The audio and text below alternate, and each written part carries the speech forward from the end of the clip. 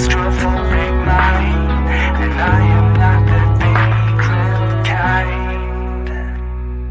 Baby, I just wanna take you home, so lose the grip and make it on your own.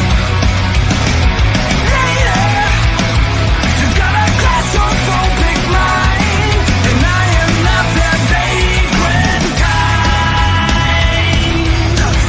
Not the vagrant kind.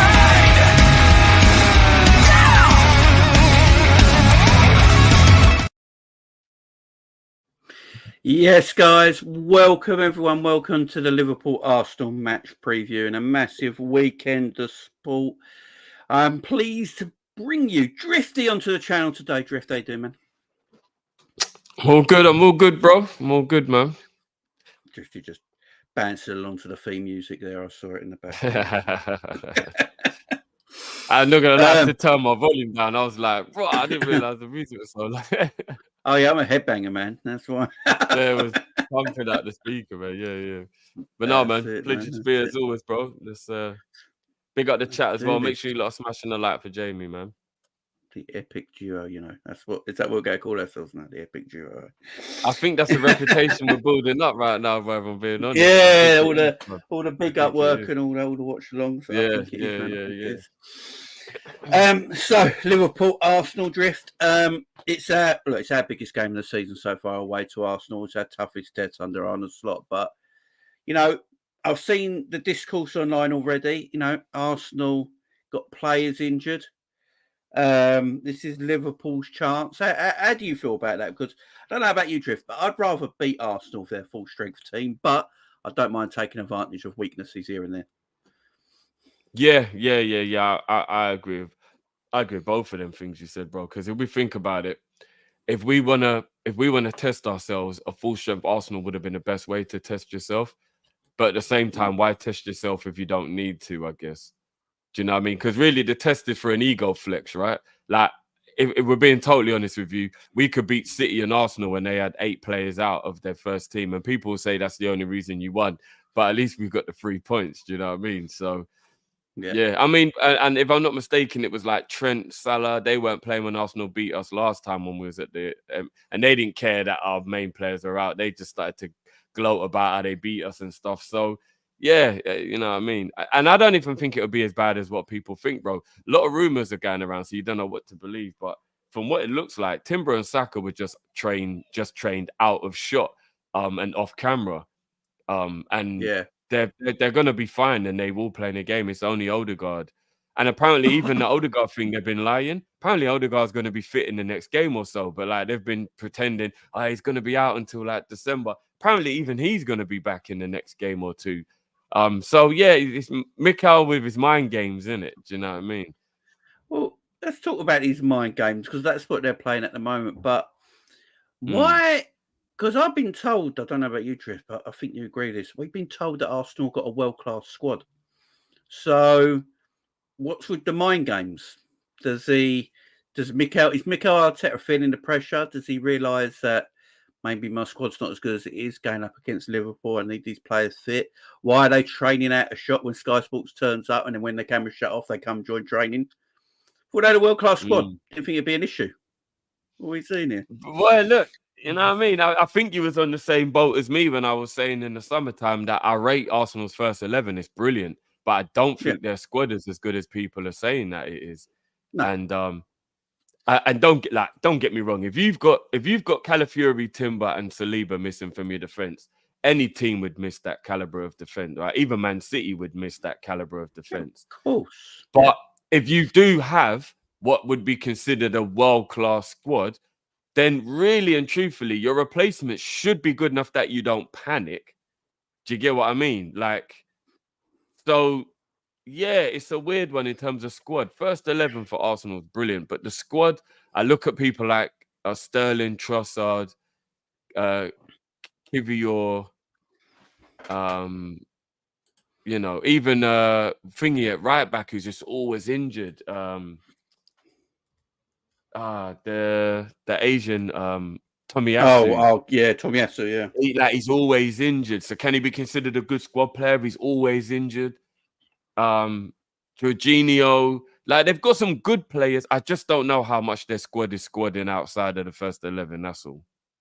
Yeah, exactly. Like I've always said, Arsenal are a good team. This is going to be a tough matchup, but I think it's a bit. I think I've seen Arsenal fans today saying that they expect Saka to play and Timber to play. Apparently, they were just trading off camera when Sky Sports cameras were there. Then when they went, they put them back into the training fold. I just find it a bit not childish, but just a bit weird. It's just weird behaviour. It's like getting a pickpocket. It's like employing a professional pickpocket going around training and nicking people's stuff. It's just. I mean, who would do that, Jamie? Man, who? It's just weird behaviour. If they're not injured, who cares? Like at the end of the day, as a Liverpool fan, I'm looking at it. Right, you go play Saka in this massive game when he's been injured. All right, see how fit he is. Do you know what I've just realised, bro? He's made them paranoid with that pickpocketing. Bro, you go and have a look at Declan Rice's second yellow against Brighton. That looks like a man who's scared someone's about to pickpocket him to me. Yeah, stop creeping up behind him, man. Do you know what I mean? He's like, what? He's panicked a bit, isn't he? He's like, the way to beat Arsenal, the way to beat Arsenal on Sunday is not the press. It's just creep up quietly behind them all. Or do you know what? In the sky lineup, when you're going to shake everyone's hand in the lineup, everybody like have your wallet in your hand. Just as you're going to shake. Money clips. Just have some money clips, Some loose change, you know what I mean? Just like it's weird. It's weird behaviour, man. But everyone tells me that Arteta's a genius, so let's see. But for a Liverpool point of view, so far, Drift, this season, apart from the Forest result, couldn't have gone any better so far, could it, under a brand new manager? No, it couldn't have. It's been more than we could have even. It's been more than we could have even asked for, really and truthfully. Nobody foresaw that he would actually break the record of the most successful start to a Liverpool for a Liverpool manager. Like, that's impressive. You know what I mean? That's very impressive, regardless of who your opposition is. And the Nottingham Forest game, as much as it irritates the F out of all of us because we look at that and we think, if we'd have just done what we were meant to do, we would have been a perfect 12-12, and we'd be going into this game 7 points above Arsenal, 4 points above City. And you beat Arsenal with a 7-point gap and make that 10, and that's Arsenal out the title race in the 9th game of the season. Because anything can happen, obviously, like a capitulation of some kind could happen, but I would not see how we would have dropped 10 points on Arsenal. Do you get what I mean? Even after 9 games, a quarter of the season played. So it is very frustrating. But at the same time, bro, sometimes things happen to humble you, give you a different sense. Maybe Slot needed that wake-up call to make sure that, it didn't happen at a more vital part of the season. I don't know. I'm just trying to, look at a silver lining maybe and get that defeat. Because then they would have started to be talking about, unbeaten and all that stuff. Do you know what I mean? So... yeah.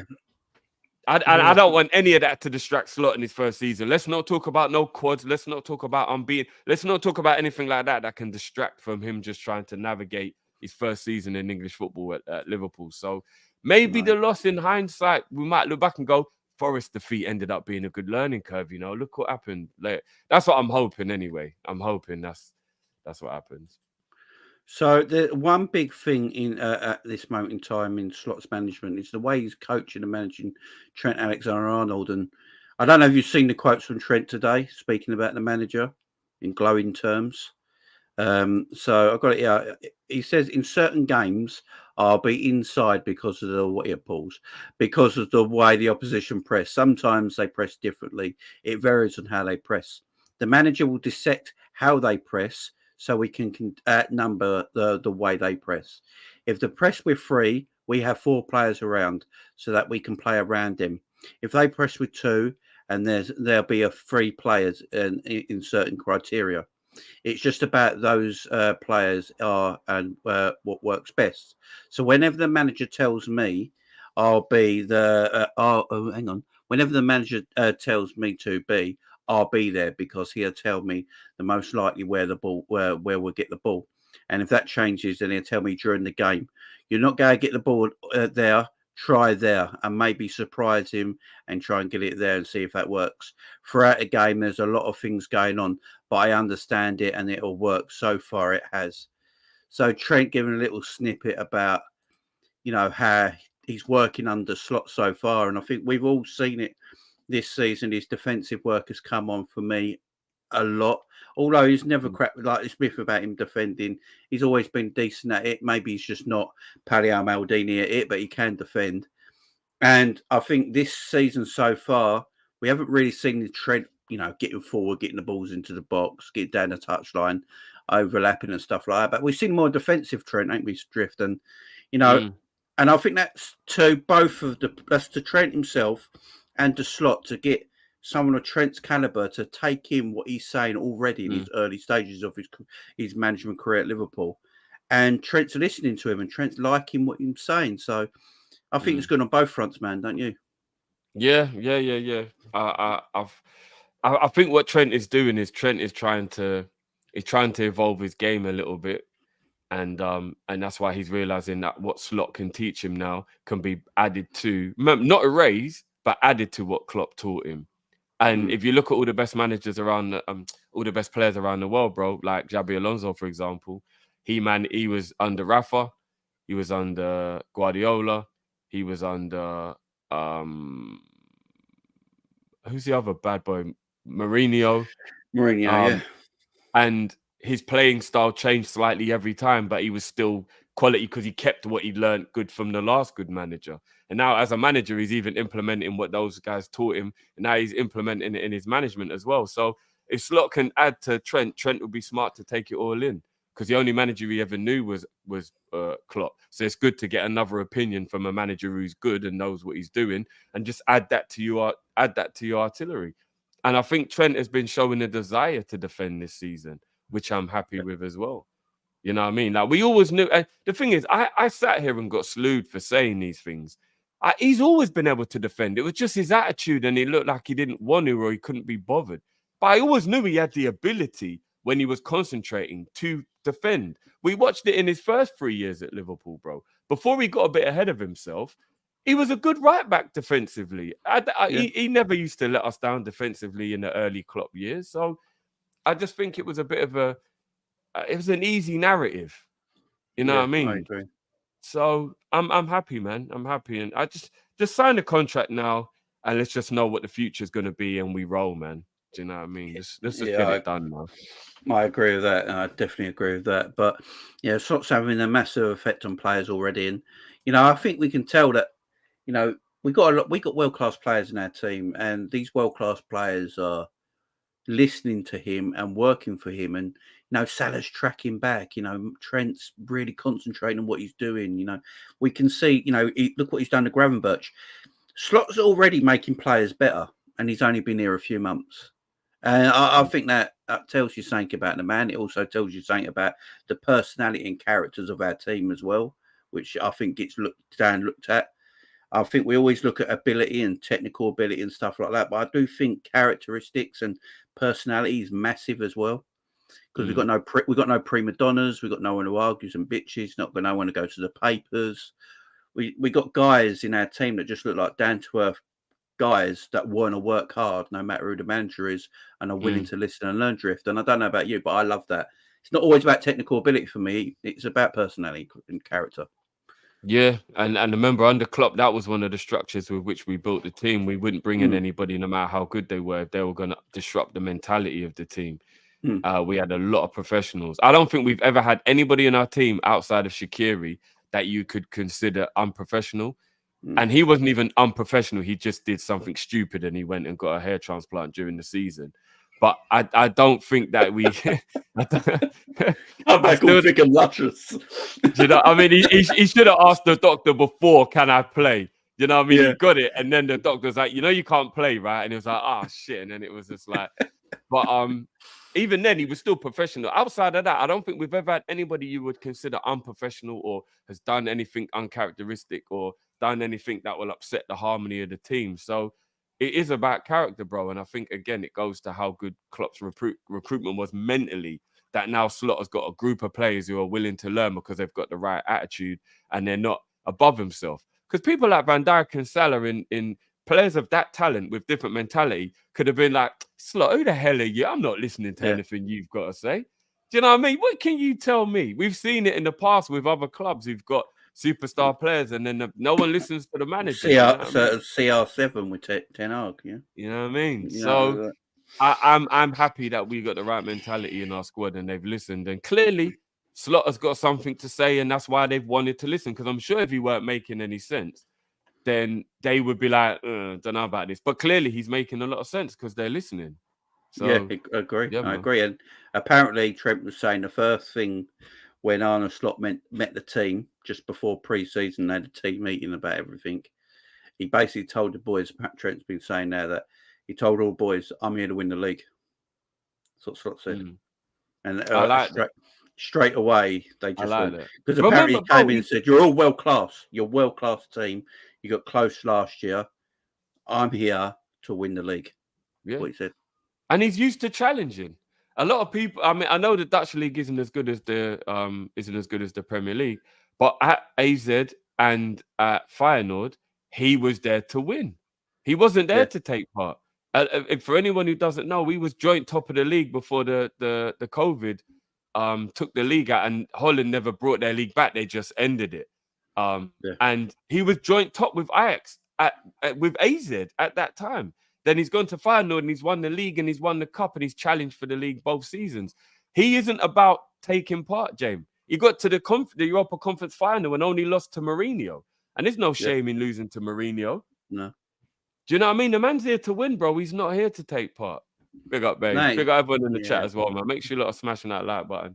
So, yeah, James, we've got a winner, even if his record isn't that high in terms of winning, but he's young. He's a young manager. He's only been in the game 5 years. So to accumulate 1 League Cup and 1 league title in 5 years is pretty good, man. Do you know what I mean? I don't know how many managers do that in their first 5 years of management, win a league and a cup, and challenge for the league 3 out of 5 seasons. So yeah, I'm all for the praise right now because Slot is doing his thing. And also with them Dutch sides as well, he obviously didn't have the talent of players or the money compared to like Ajax and PSV in that league. So to compete with that on that front as well tells you he's extremely good at motivating and coaching players, which is a huge plus. There's no doubt about it. Yeah. And it looks like he's got, he's quite straightforward. Even in interviews, you can tell he's just talking. He's just saying what he feels and. If he's talking like that with the players know where they stand straight away, and I think that helps as well. I think that definitely helps. As well. I think if I'm not mistaken, Feyenoord have only won the league 3 times in their history, including the title that he won. Yeah, so that goes to show you that Feyenoord, even though they're a well-known team name-wise, if they'd only had 2 league titles in their whole history, that was a big deal that he won the league at Feyenoord. That was a big deal. Do you know what I mean? So. Yeah, man. I don't think it can be slept on. Put it like this. I think I said it to you yesterday, bro. The biggest compliment that I can pay Slot is I don't miss Klopp. And I never thought I would ever say that, bro. It's mad, ain't it? I miss him as the man, but like in terms of Liverpool, I never ever thought I would think that. So, you know what I mean? That's the biggest compliment you can make him. Yeah. And look, he has got, I know a lot of people, look, no one's got the charisma of Jurgen Klopp. There's not many people on earth who've probably got the charisma of Jurgen Klopp, let alone a manager. But I do find Slot funny, comical at times when he takes, because he's so straight talking. And I think the players like that as well. So, yeah, he's a great guy. But he's got a big test against Arsenal on Sunday. Even if Arsenal got injured players, they've still got a good team. And we're at the Emirates. It's going to be a difficult away game. How do you feel this is going to go, Drift? How do you think we're going to set up? Because we know our Arsenal have gone very pragmatic this season, even against Southampton and all that, they go pragmatic. Is there a bit of you that thinks Arteta's just going to do a bit of a Nottingham Forest at home against Liverpool? I think that's the best way to win. And we'll go over a lot of the ball and get a bit frustrated. If you ask me to make a bet, I think he's going to let Arsenal have the ball so they can't. That's what I think he'll do as well. What we did against Chelsea, it's going to be controlled allowing of possession to the opposition, and then be like, go on then, what you got? You're the home team. We're all right to take a draw away from the Emirates. What are you going to do? Do you know what I mean? And then if they have to come out and play, then.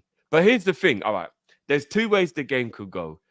If what we believe is going to happen, and that is that they're lying about Saka and Timber and they're fit and they're fine and they will play, then I think Arsenal will have a little bit more attack in their swag, and so they should, because those two pairs massively boost their team and give them the chance to win the game. If Saka and Timber don't take part at all in the game and they're not even on the bench, I don't see how Arsenal beat us unless we have a calamity of a game. Because if you take Timber and you take Saka out with Odegaard already missing, if Arsenal beat us, we must have beat ourselves, if that makes sense. And that's not to be disingenuous or disrespectful to Arsenal, but no Saliba, no Saka, no Timber, no Odegaard. Only a Liverpool beat themselves in that scenario. Arsenal don't beat Liverpool. And now I'll be so angry, James, if we come away from the Etihad, from the Emirates, sorry, with a loss and those players are missing, because it would just scream to me that we didn't take advantage and we just weren't on it. We weren't ready for the game. Even though they're the home team, those 4 players missing, you have to win the game. You have to win the game if you're in the title race. You do, man. I'd be very disappointed. Well, but it depends if them two play or not. This is a potential 11 for Arsenal that I've seen online today as well. Because obviously with no Saliba, they've got a bit of an issue there. There's no way they can play Kivior at centre back against our front three. You just can't do that. So there's rumours that Thomas Partey will play right back. Ben White will go in the middle with Gabriel, and then Zinchenko on the left back. And then Rice, Moreno, Sterling, Martinelli, Havertz and Trossard, which is quite an attacking midfield forward line. But if they play that drift, why? So Partey and Zinchenko against Diaz and Salah, that would be a huge mistake in Arteta, if you ask me, if he does that, because them two haven't got legs. And Diaz and Salah will just, for me, they would love that. And I think Salah smashes Zinchenko, Pauls, every time they play. Yeah, if they play Zinchenko, then Salah will be definitely looking to continue the good form he's got against him.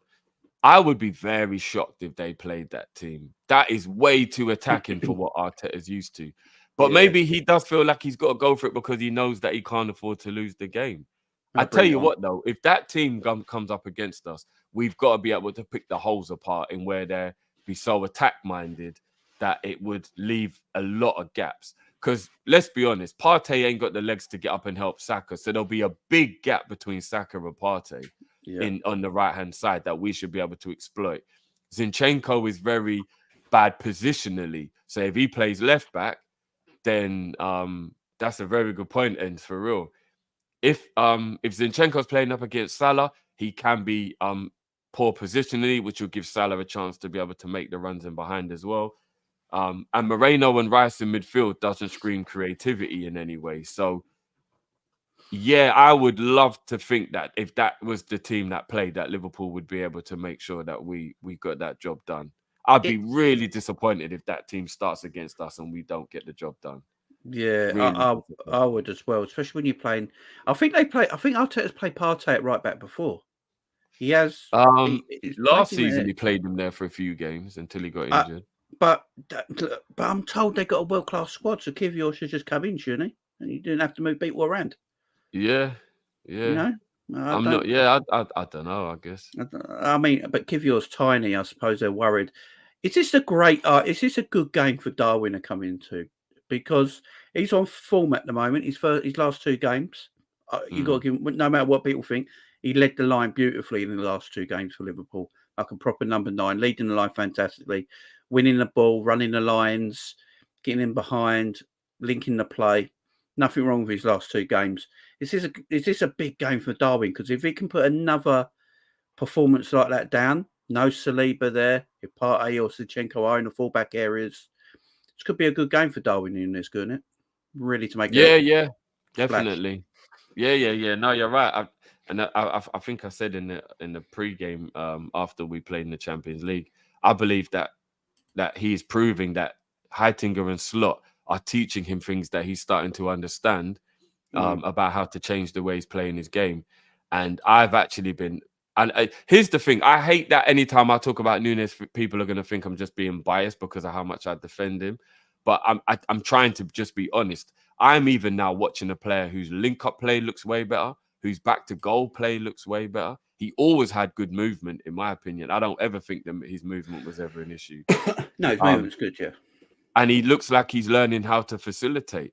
He's doing so many one-touch passes now instead of holding on to the ball, popping it off and spinning in and that kind of thing. And even his pass, I think people sleep on Nunez's passing personally. Yeah, Because, his passing was very good against Chelsea yeah, and his forward and passing Leipzig. creates a lot of opportunities for anyone who's making runs. So I think people sleep on Nunez's forward passing. So yeah, you're right, bro. It could be a good game for him. I predict that he will get a goal in this game, Nunez. I think he'll score.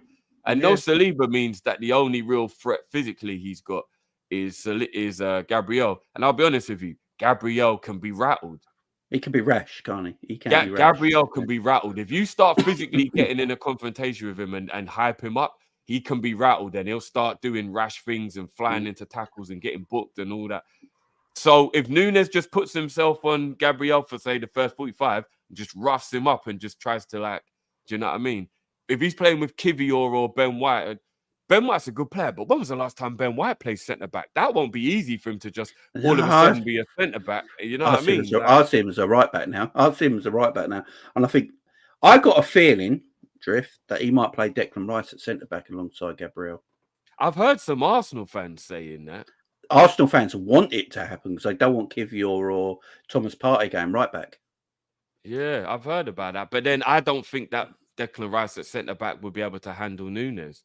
But then the midfield is Jorginho, Mourinho, or a Partey. No, they'd go Partey then, wouldn't they? They'd go Partey and Jorginho in midfield. If it's Partey and Jorginho with McAllister and Gravenberch, I still got to fancy Gravenberch and McAllister. They got more legs about them. They're young. Yeah. No, but James, they will sit super deep if they go They Rice will. centre-back.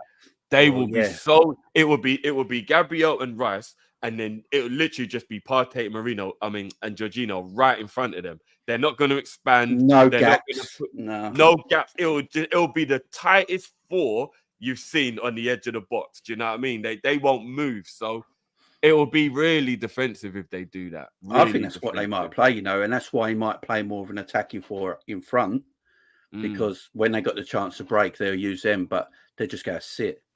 They're going to sit. Yeah, but I think that's what he's going to do. But I think Slot might look at it and go, you know what? We know what you're going to do. You're going to sit against us because the momentum's with Liverpool at the moment. So you're going to sit against us. Right. You think we're going to have all the ball. Guess what? We're not going to pressure. You're going to sit off and play a training game. Yeah, you can have it. And then let's see what Arsenal do if Declan Rice is playing centre-back and they got to have the ball. Because then they got to move up the field. That means your fullbacks have to move up. And then if they invert, if Zinchenko's inverting, get Van Dijk on the ball, diagonals to Salah all game. Game. Because it'll work eventually. You'll get through once at least. And that's what I'd be looking at from a Liverpool point of view. I think it's going to be a bit of a chess game, Drift, because I'm just not sure how Arsenal going to play at the moment. Yeah, and not knowing who the lineup will be for Arsenal is just keeping us guessing until we get the lineup. Do you know what I mean? So, yeah, I think Timber and Saka will play though, and it could be a risk, especially with it being a hamstring for Saka, because we took that risk with Salah and it didn't pay off last season. Because they should think about other games. Like, I get why they're thinking about this game, but they do have to think about the other games as well, because they've got 2 difficult away games to Newcastle and Chelsea following this. So it's not like they can just take it easy after this game. So for me, I think it will be a big risk. But because of how much he relies on Saka, if Saka's 70% or more, he'll play him. Do you know what I mean? He'll play him. But that could be a mistake. I'm very intrigued because let's say Saka plays, Jamie, and for half an hour into the game, his hamstring goes again. That's him out for like 6 weeks, and that's a really big risk. Yeah, he's there. I think when he's not playing, you can see that there's not as much creativity in Arsenal's team. Because, Odegaard and Saka are the most creative players, and when both of them out, they're struggling. They're trying to keep teams out because they're hard to score against.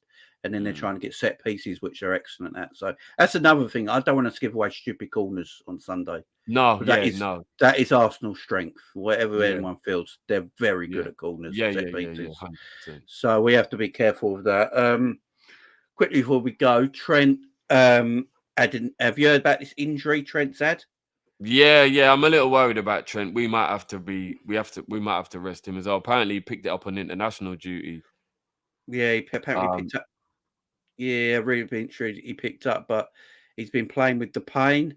But it's been managed as well. Like there's a injury management team looking after him or something like that.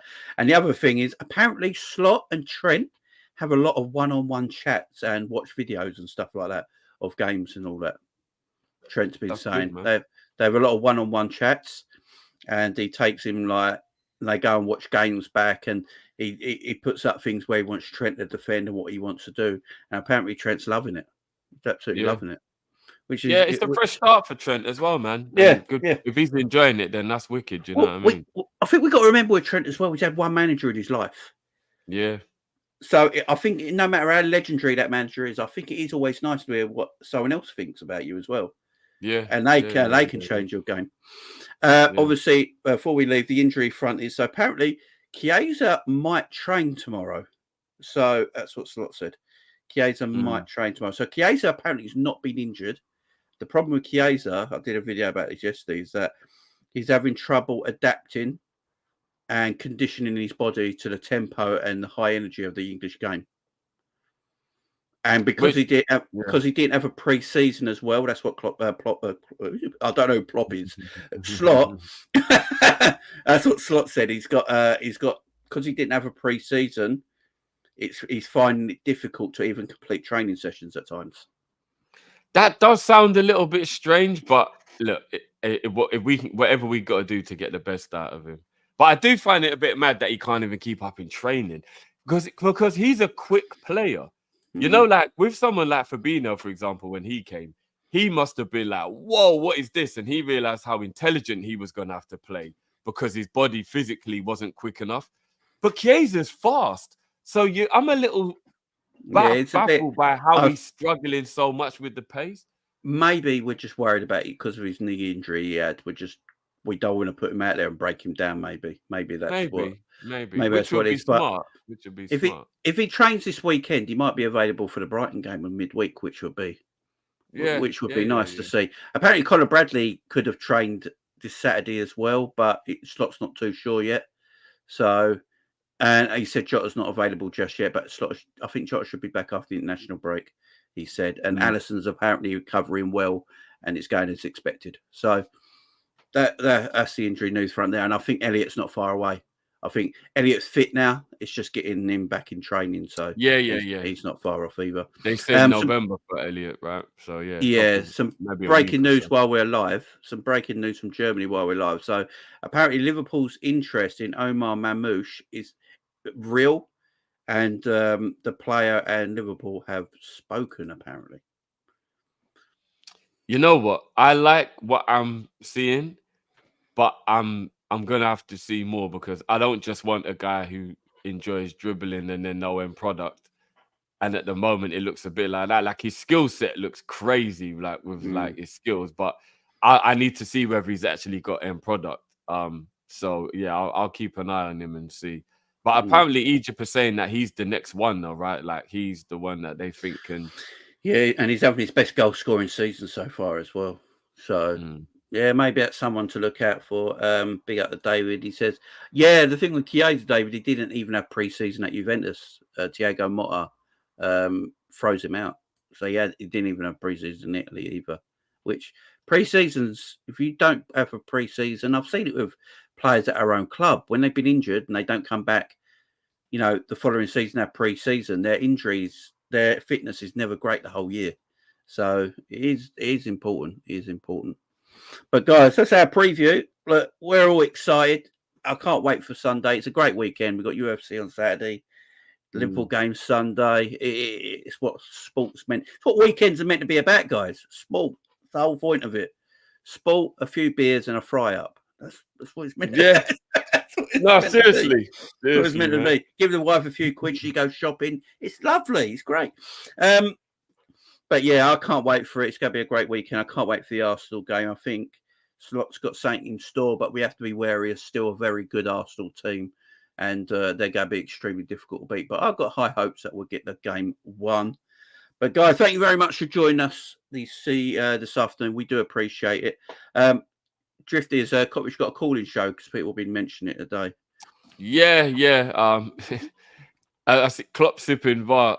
Bro, I didn't let them get Saka and over Salah. I was outvoted, bro. What was I supposed to do? Like, you know Oh, what is I mean? that? Whoa, On what happened? Saeed's What happened? channel. Yeah, Oh, on he did it Saeed's combined. channel, I got outvoted 3-2. So there's nothing I could do. But What, Saka yeah, was in instead of Salah in a combined 11? yeah. So, right, I okay, sat there so in disbelief. That just so no, you know. if you had all the world managers in the world right now and you had to pick one right winger for one game, I believe 90% of world managers would pick Salah over Saka right now for one game, for a one-off game. Maybe But like you might pick Saka for the future because he's younger, but yeah. no, it's just the disrespect. That's why. Man. That's why I just let it go. I just let it go. Disrespect. I hope he bags them. I hope. Yeah. You know what I That's mean. just. But no, we're mad. back at 7. We're back at 7. Yeah. So non-stop today, man. Non-stop today. I've literally got to go shop now. Try and get something to eat and squeeze it in between now and That's the 7 thing, o'clock. Pause. So yeah, it's a madness. It's a madness. mad day. But big up as always, man. It's been a pleasure, bruv. And Are you want to big up the weekend? Any watch-alongs apart from the Liverpool game? Chelsea Newcastle I'll be doing, guys, on Big Up for this weekend. There you go. And Well, it's a good game. I It's a big game. think that's it. Yeah, I think that's it. But I'm so tired and my head scrambled. I might have forgotten something. But yeah, but you know where to go, guys. Busy weekend. You guys know where to go. Go and big up channels. Go to the Coppish channel. You know what to do, guys. And go Drifty's own channel as well. Go and check everything out. Because I think he's doing some gaming stuff on there as well. So go and check all that out. Gaming tomorrow. Actually, I might there actually you go. do. That's how I might spend my Saturday evening tomorrow. Might do some there gaming. You go, chilling and gaming. So make sure you go and follow Drift on all that, guys. Appreciate it. Thanks everyone turning up. Appreciate it, guys. Have a good rest of your weekend. I'll be back tomorrow. See you later, guys. Much love. Bye bye. Big up.